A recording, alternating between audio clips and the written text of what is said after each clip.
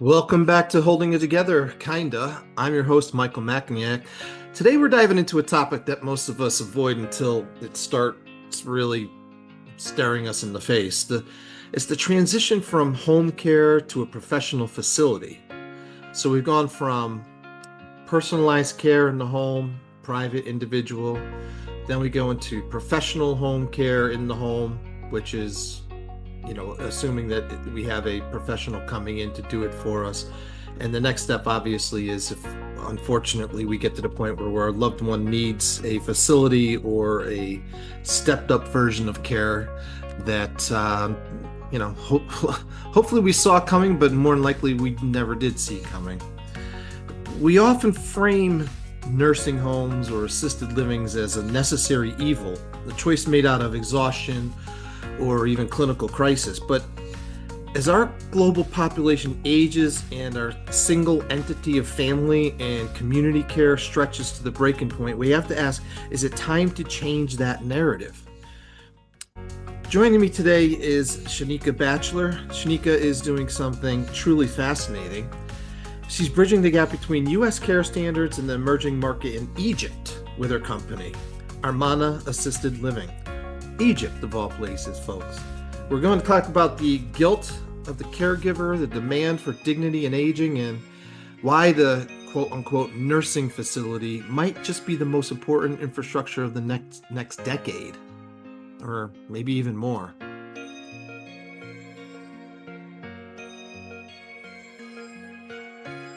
Hello, everyone, and welcome back. I want to welcome my friend Shanika Bachelor, who is here with us today.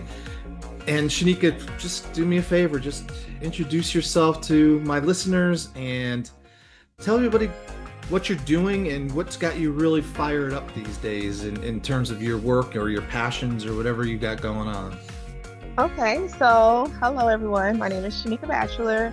I am the co-founder and the founder of our co-founder of All of Our Love Assisted Living up in Wisconsin, and also the founder of Armana Assisted Living up in Egypt.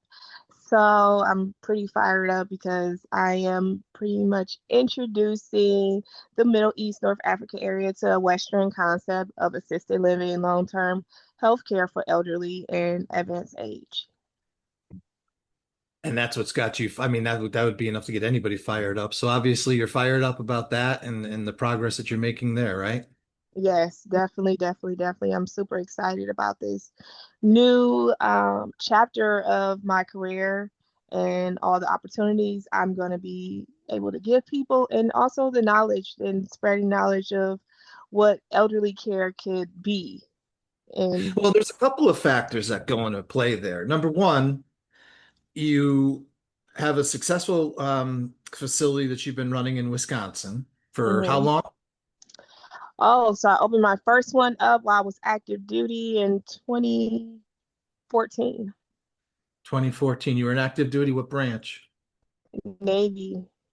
Navy. Okay, good for you. And congratulations on your success and your service. Thank you. Um, Thank you.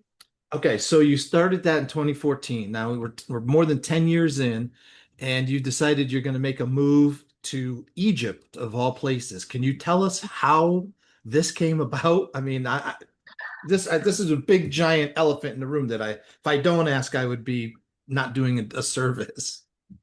Right. You are not the only person. They'd be like, why Egypt? So I go there so many times, and I absolutely love the place. I love the people there. It's just a very warm community. So I've been living there now for 2 years. Before I moved there, I kind of looked at, as being an owner of assisted living, I kind of always look at how the infrastructure for elderly care is at any place I go to. It's kind of weird, but that's my passion is elderly care. So when I was there, I had a lot of people come up to me and ask me for suggestions in the U.S. for assisted living. I'm like, don't y'all have any?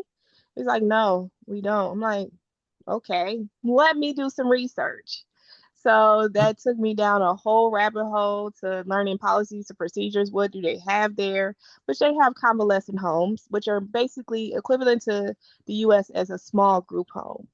So nothing on the major scale of assisted living where it creates more of a community. So I decided to introduce this concept there, and I'm working with the local government and trying to figure out how we can make this a good thing. Oh, wow. So you even got the government involved in support, theoretically in support of this process Yeah. and this.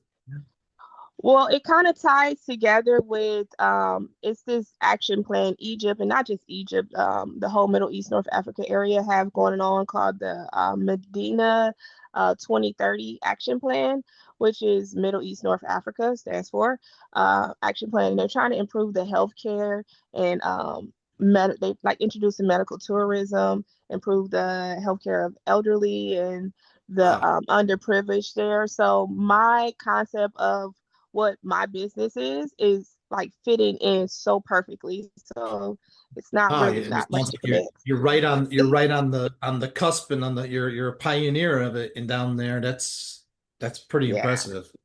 That's pretty impressive. Now, explain to people listening the differences between what we would call our group home, our nursing home, for lack of a better term, our skilled nursing facility, the acute facility, and what you're doing in terms of assisted living.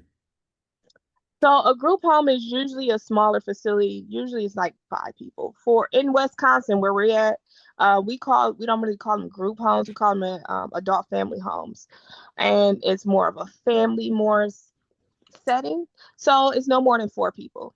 Once you got five, and I believe up to 150, which is quite a jump, right? 5 to 150 people. That is a CBRF. And the CBRF is where they don't need much nursing, as in actual RN care. They can be taken care of by a personal care worker or a CNA type person.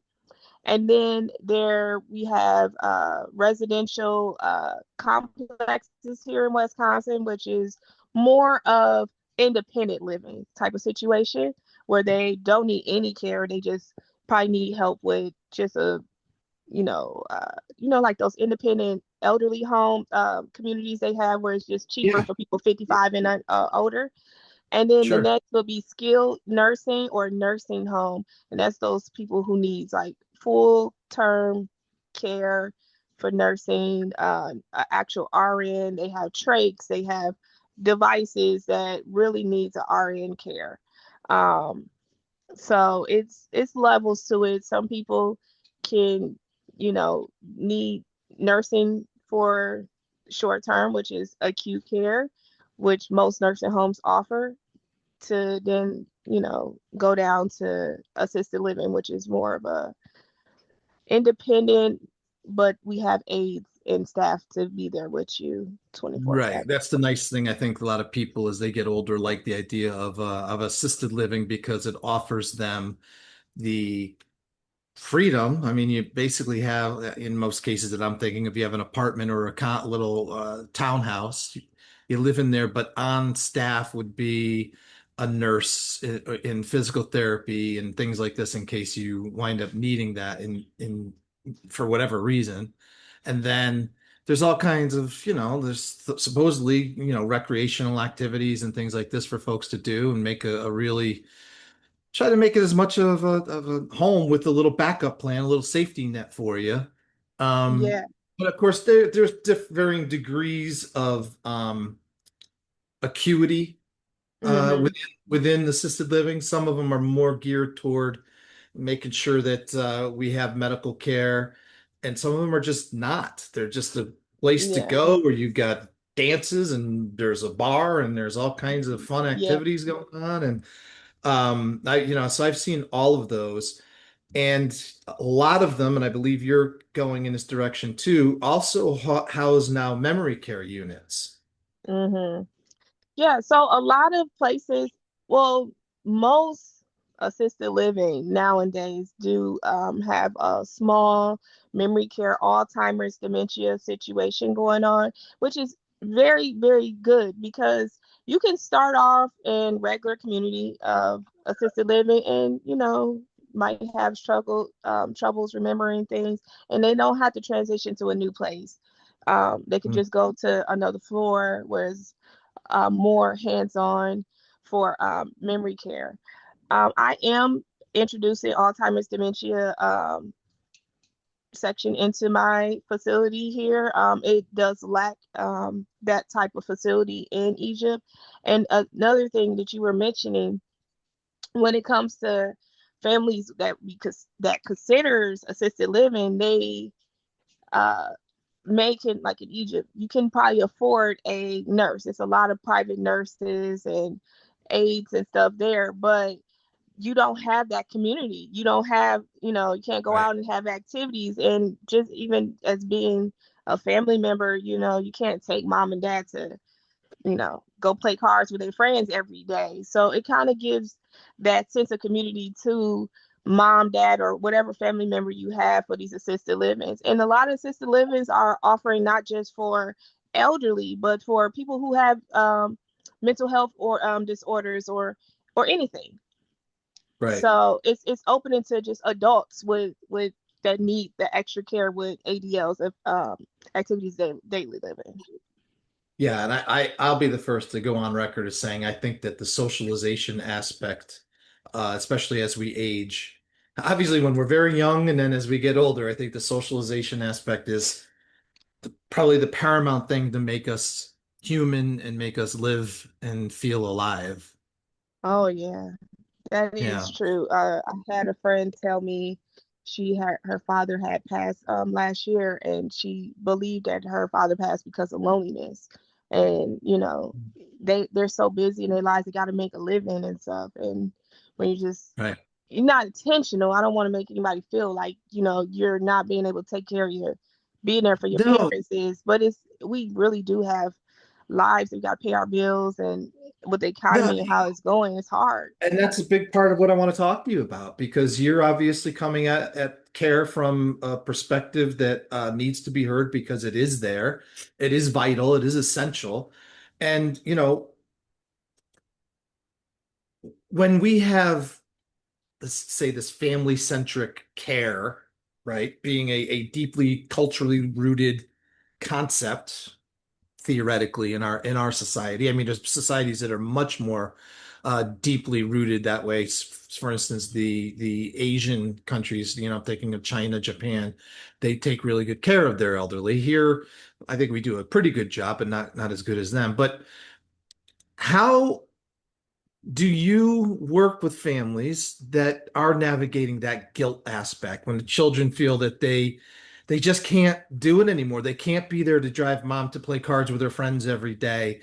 And by the way, she's living in our home, and our home has it's a raised ranch. It's got upstairs and downstairs, and she's basically confined to one floor of the house, and it's just not a good fit. So when people come to you, how do you what do you have to say to them? What's the lesson or the words that you want to impart upon them?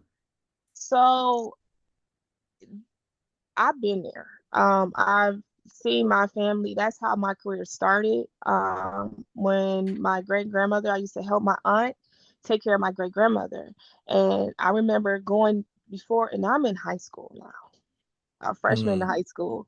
And I remember waking up in the middle of the night just to turn grandmother over or make sure her medicines, or right before I'm going to school, have to change pull-ups and do all this stuff as a teenager just to help out my aunt before going to school. And that's overwhelming, right?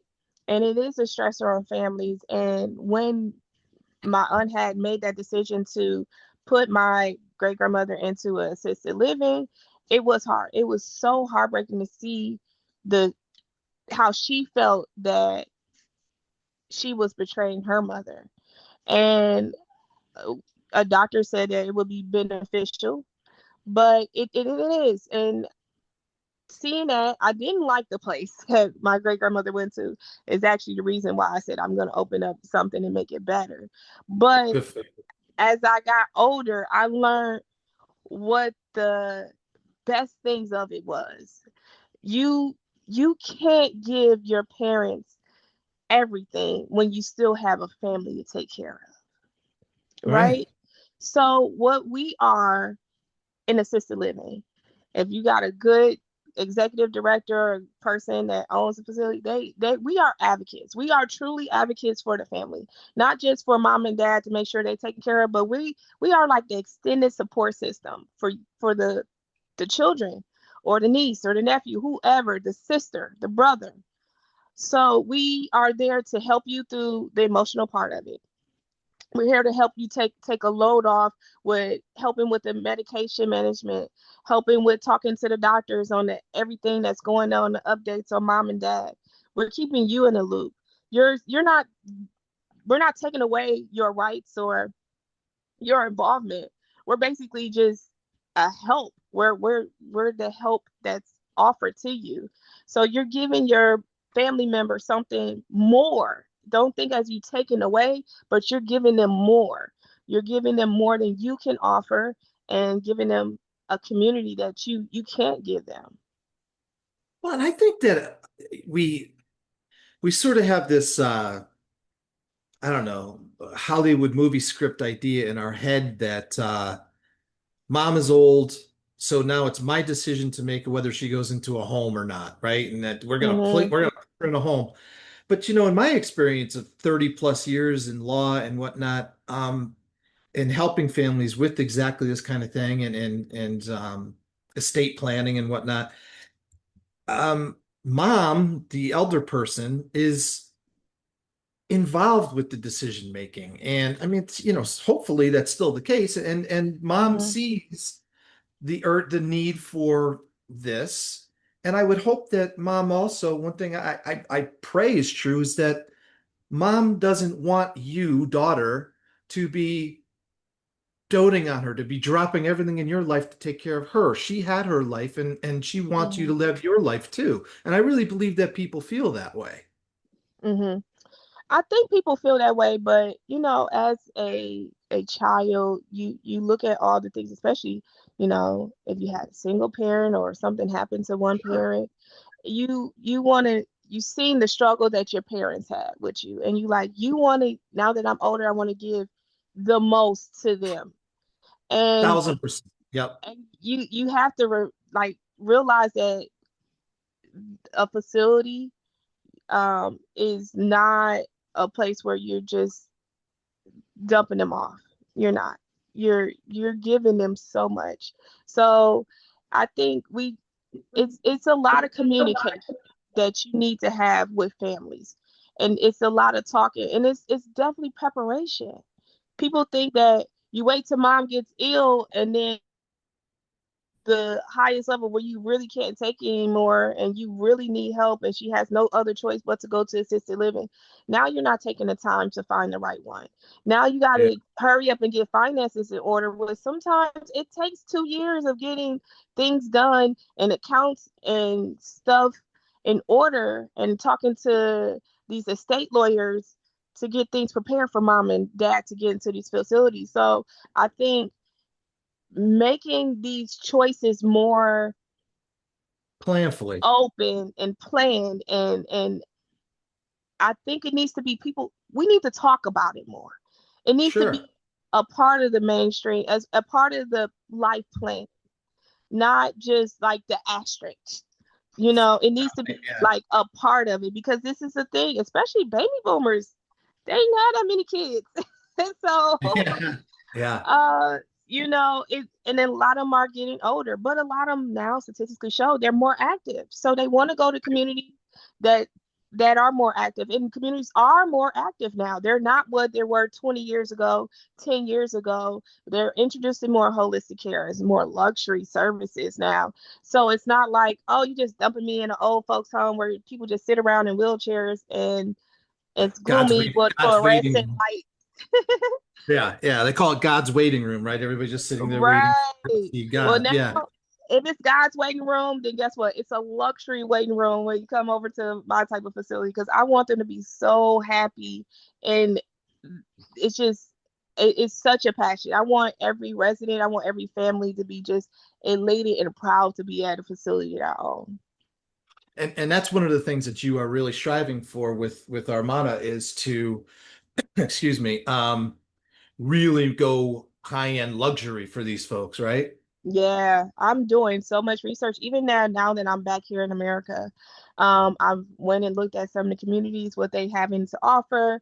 We're offering still a little more, but it's still even the interior design idea, how they do lights in different places, different aspects I see in different parts. Like India is now starting to become a good leading uh, representation of luxury assisted living India. Like, what? So I'm like Yeah, gonna plan a right. trip to go there to even do market research and see how things, what practices they have, what because it's the details, even the lighting and how it can help with Yeah, oh, sure. sundowning for Alzheimer's, the Yeah. colors of the walls, the flooring, all these things matter, and smells helps everything. All these things helps and works. So I'm trying to implement in all these knowledges I can get from everywhere. We'll get back to our conversation in just a minute, but I want to take a second to talk about something that many of us in this community deal with every single day, and that's the mental load of caregiving. If you're like me, your brain is probably filled with appointment dates, medication schedules, and a never-ending list of questions for doctors. It's exhausting trying to keep it all in your head while also trying to show up emotionally for the person you love. That's exactly why the team at the Care Coalition created the Care Navigator Journal. This is not just another notebook. It's a tool specifically designed to help you to stay organized and, more importantly, to help you feel a little more in control when things start feeling really chaotic. It gives you a dedicated space to track medical updates, manage daily tasks, and even process your own thoughts. Imagine such a thing. Your well being matters just as much as the person that you're caring for. If you're feeling overwhelmed and looking for a way to stay organized, I highly recommend picking one up. You can find it right now at www.carecoalition.org/holding it together. Again, that's carecoalition.org/holding it together. It's a small way to start holding it all together, one page at a time. All right, let's get back to the show. Yeah, that's fantastic. And you're right. I mean, all those little things add up. It's that feng shui concept, right? Right. Definitely functional. But so from your perspective, the and I agree with you 1,000% that we need to get proactive about this. I think the boomers now are the generation where they are much more open to talk about these types of things. It's cultural, of course, but they're much more open to talk about this type of planning than Mhm. any generation before. And I have experience both professionally and personally with that.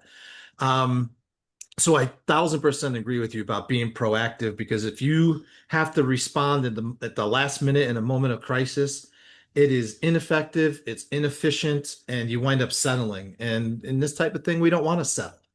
Mhm. So rather than looking at this as a necessary evil, which I think that's how a lot of us couch it, I really like your take that we're being proactive in creating the choice for a better life for mom and the rest of the family. Is that right? Mhm. Yeah. So, um, the necessary evil. I we it's such a bad thing to say, but it's what a lot of families feel. Oh, They feel, absolutely. yeah. So I think it's just changing dynamic of that perspective.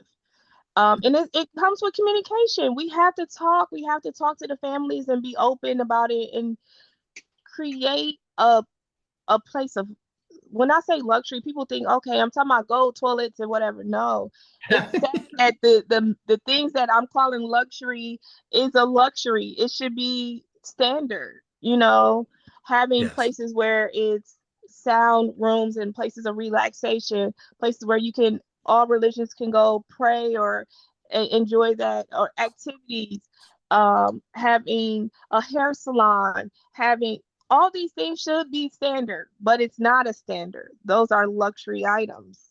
So um, I'm just creating a place where you can be able to talk to mom, be like, hey, let's go check this place out. Let's see what it can offer. maybe you'll be more happy here. And we still, it's close by. We can still hang out. Kids can come and see you after school. You can hang out with new friends, and it's it's introducing them to a I guess Yeah, a I better got you. retirement, a better retirement. I just, for whatever reason, the idea just popped in my head of that young adult that's living in the house that's excited to get out of the house and have their first place, right? Right, And they would try to get mom excited to get out of your house to go and have her own place, you know, right. with like-minded people. Jesus, I'm thinking it's like going back to college, but I know it's not, but you No, but it understand is what I'm saying. almost like that. It's almost like going to college, or when I was in the military, I was in the barracks. When you just Right. have your Yeah. own space, and then Right. you it's almost just like that. You have your own space. You're in a community where you can have this activity. You can go to lunch. Hey, Bob, meet me at lunch at 6 o'clock, or dinner at 6 o'clock, and let's go have this. That's the community. That's what we're creating, a place where Yes. they have their freedom. It's freedom. They not Clearly. depending on you as a child or their sister or brother to take them places. No, they can make a decision like, oh, this is available. Let me go do this. I want to schedule for me to go to the shopping mall. Okay, let me schedule a ride through the facility. I want to go play, cards with my friends in the activity room, or I want to go to the library. They don't need you for that. They can literally go and have access to themselves, Yeah. which makes them more happy, has them more pride.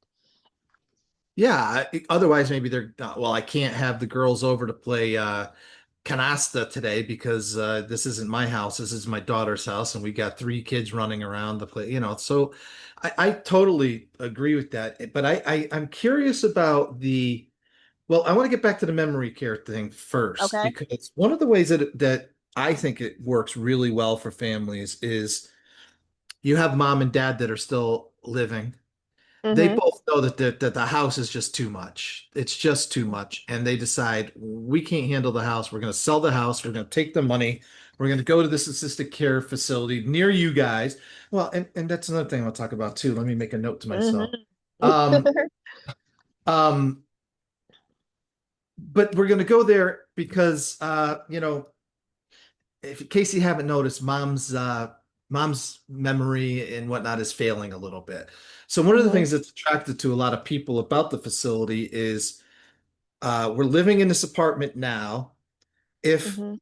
dementia, Alzheimer's, or whatever neurological disorder kicks in stronger later, mom can then go to the memory behavior unit and dad could stay in the facility, or vice versa, whatever the case may be. Mhm. And they're still right next to each other. They could spend all day, every day together like they're used to.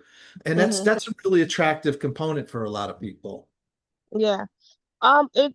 So I was one of the directors in a facility up in New Jersey before I moved over to Egypt, and we had a resident there who was married. They've been married for like 60 years, and they're from Italy. And the wife ended up having dementia. The the husband is still spunky and everything, and they still shared the room together in the dementia floor. But the husband got to go up and down and do whatever he wanted to do and all the activities. But the wife was right there. He'll come down there and spend lunch with his wife. But she was in the memory care already, and he still slept with her every night. That Mhm. is what these facilities offer. It offers that type of care where they still together. They've been together forever. So they're still together, but you're able to supply the care that each one of them need tailored to them. Yeah, and I So, and think it it's keeps them with key. dignity. It's dignity. Sure is. Sure is. It's relieving some guilt probably. Um, Hmm. and it's like you say, I mean, we have an aging culture right now.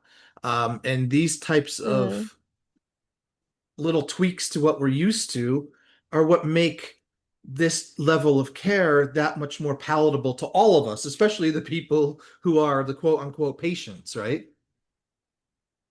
Yeah. Um, Yeah, You brought definitely. up another thing. One thing I think that we have to consider as well is that, and you started talking about it, and we were talking about it for a second and kind of jumped off of it. But not only is our population aging, but we're also transient.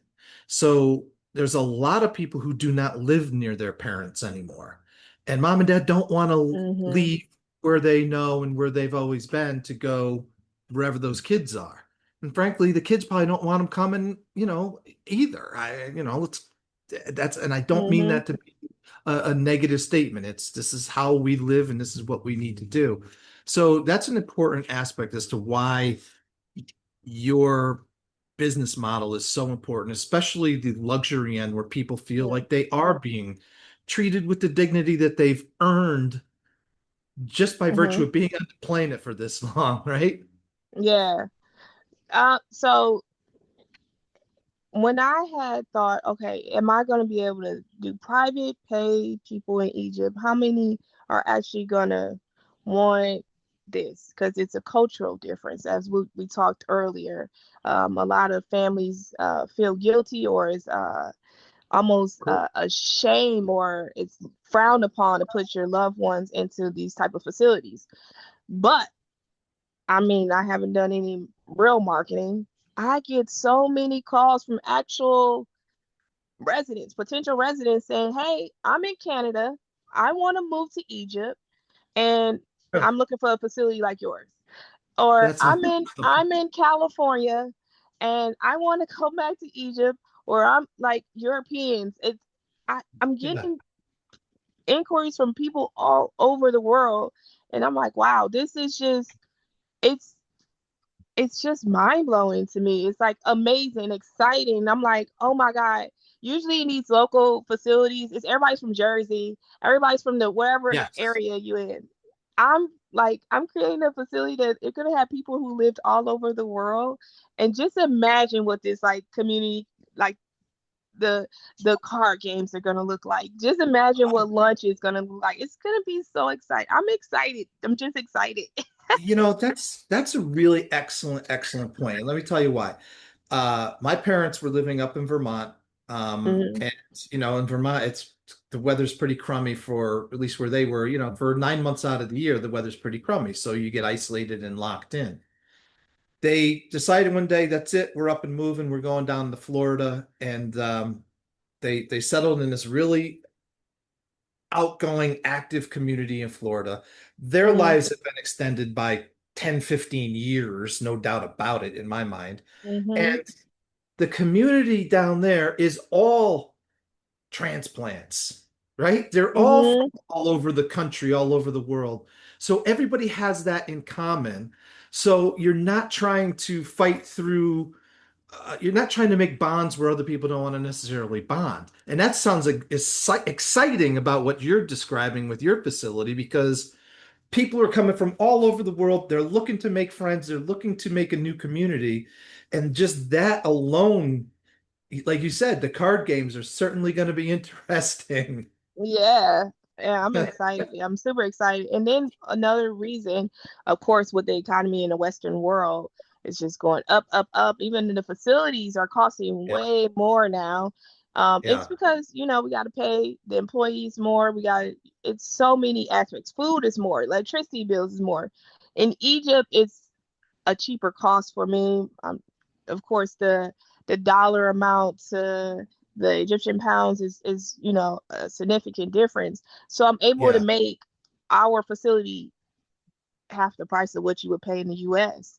So you'll be able to get a luxury service for half that price, and it, your retirement is going to last a little longer versus what you were going to talk about when mom and dad retire and they need to look at these facilities. They got to sell the house to be able to put the money into the trust so that the trust can pay for Yeah. the assisted living, and that money only lasts so much because the assisted living for mom and dad is 8,000 each, Oh, $16,000 a yeah. month, Oh, and absolutely it that is. money Yeah. will dwindle in like 2 years so fast. Yeah. Yep. And now they're on Medicaid, And Medicare. one thing that I have seen, I brought this up in another discussion with another nurse who does in-home care. We were talking about the bad old days when there was a lot of fraud in the long-term care industry for Mhm. insurance policies. I had an uncle who had a great policy Mhm. that they'd paid into for years and years and years, and it wound up paying just about every penny of their long-term care for the however many years they were there, including when they were getting, on and they needed a little bit more care. We managed to structure it with using some Mhm. of their money and the insurance money so that they can get that little bit of more care to keep them where they were. So I highly advise people to look into long-term care. I'm not an insurance man and I don't know much about how that all works, but I know it could be expensive.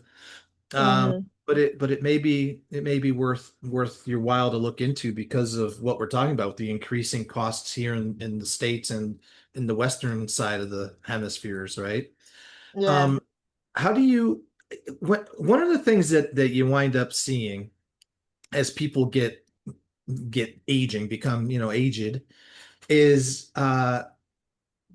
let's say they get ill, they have an illness, they have a fall, whatever the case may be. They're Mhm. brought when they go from the hospital, from acute care, step down to a, let's say, acute rehab facility. Mhm. Sometimes it's a nightmare experience, sometimes it's a wonderful experience. And do you think that facilities such as yours and the one you're designing and are looking to kind of I don't want to say mass produce, but hopefully replicate for other places and other people. Do you think it makes sense to have folks have sort of a tryout period where they can go and see and see if they like it and Oh, test it yeah. out, give it a test run? So a lot of companies already do it, especially the luxury ones in the US. So you can find a lot in Jersey. I know some private ones in Wisconsin that does it, where we call it respite care. So it's basically you can be 2 weeks, a week, depends on what their minimum standard is at the facility, where you can try it out. Like, what is it called? Try before you buy type of situation. Yeah. Yeah, Uh, right. yeah, Buyer but beware. yeah, buyer beware. But I think this is a if a facility is confident in their product, just as anyone, any entrepreneur, any business owner, any doctor, if you're confident in your product, you should promote this situation of respite Yeah, care, because sure. that can lead to long-term clients, which leads to them referring someone else to the rehab or the hospital saying, "Oh, they did great with them. Try this." You have to you have to have that standard of care, and it has to be repetitive for Right. every resident all the time. So it's not that you're putting on for the first week, or just because a family member is coming in to visit, you want to gain a sale. No, this needs to be an ongoing thing, 365 days a year.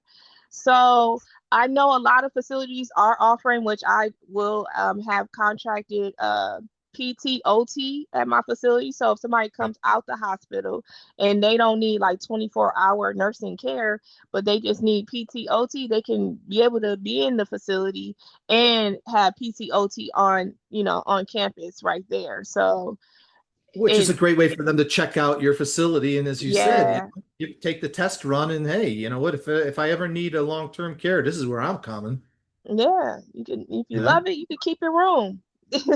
Yeah. Well, and the thing that I like about what you're talking about is the idea that I have a place for my dad to go that isn't that clinical, bleak, uh, antiseptic facility with Yeah, the lights you were talking about before and that linoleum fluorescent lights. flooring, yeah.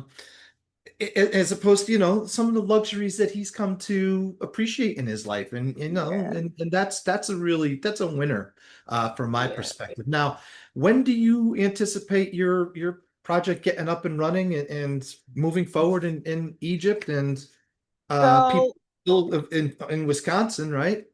Yeah, so hopefully we will be fully open and ready for the first resident move in by the end of the year, November time. It's our hitting goal, which is good. Weather is great. We have an amazing grand opening. So that is our target opening is November of this year. We're just Now, I want to handling the make sure that, finishing touch. yeah, well, make sure you stay in touch with me so I can, continue to let people Definitely. know where you're at with it. And next time I'm over that way, I'd love to go down. I've never been to Egypt. I've been down in Southern Africa, but I'd love to go and visit it. Now, I want to make sure that I'm saying it right and pronouncing it right so that everybody can check you out Hmm. online. It's armanaassistedliving.com, Yep. I'm right? on assisted living. Yes. Armana. Yep. Yeah. Yep. Yep. Yeah. That's it. Armana. And tell everybody that Michael sent you and that you know Shanika because you met her right here on the Holding It Together kind of podcast. And thanks. I think it's an important discussion to be had.